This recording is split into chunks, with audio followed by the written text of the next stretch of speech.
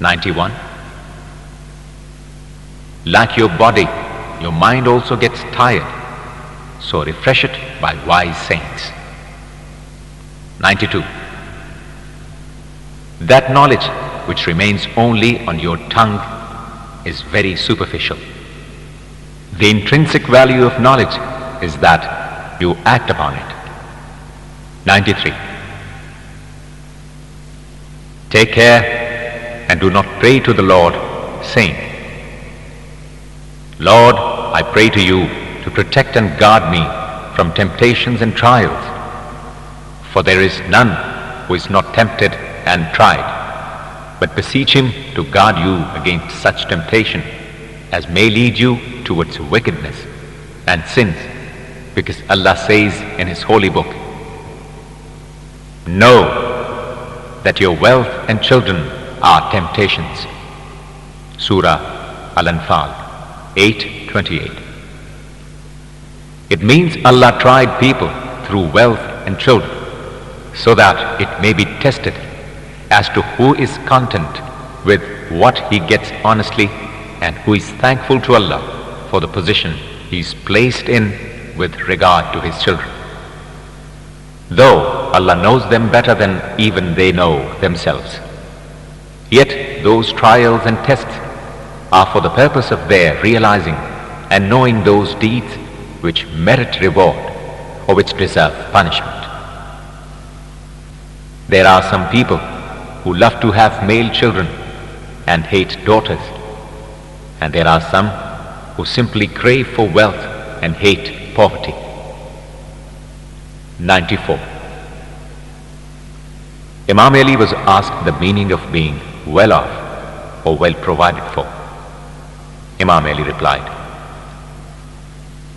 your welfare does not lie in your having enormous wealth and numerous children, but it rests in your being highly educated and forbearing, and in your being proud of your obedience to Allah.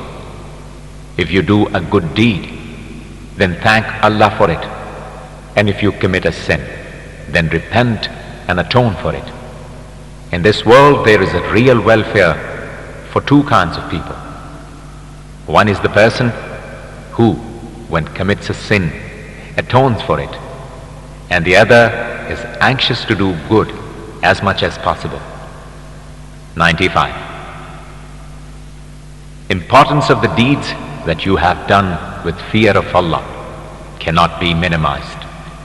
And how can the deeds which are acceptable to Allah be considered unimportant? 96. Nearest to the prophets are those persons who have to those prophets and obey them. Saying this, Imam Ali cited a passage from the Holy Quran. Best liked by Abraham and nearest to him were the people who obeyed him.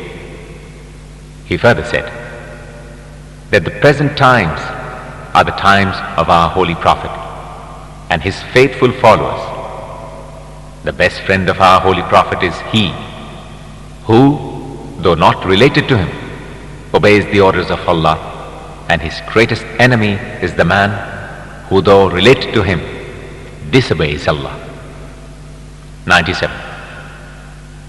Imam Ali was told of a Kharijite that he got up in the night to pray and recite the holy book.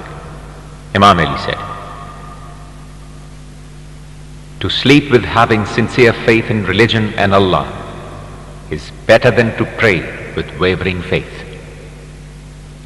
98. Whenever a tradition of the Holy Prophet is related to you, scrutinize it. Do not be satisfied with mere verbatim repetition of the same, because there are many people who repeat the words containing knowledge, but only few ponder over them and try to fully grasp the meaning they convey. 99. Imam Ali heard somebody reciting the passage of the Holy Quran.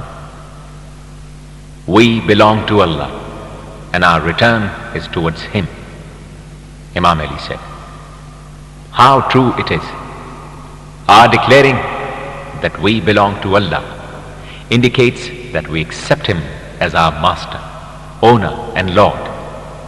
And when we say that our return is towards Allah, indicates that we accept our mortality. 100. Some people praised Imam Ali to his face. He replied, Allah knows me very well, and I also know myself more than you. Please, Lord, make me better than what they imagine me to be. And please excuse those weaknesses of mine which they are not aware of. 91.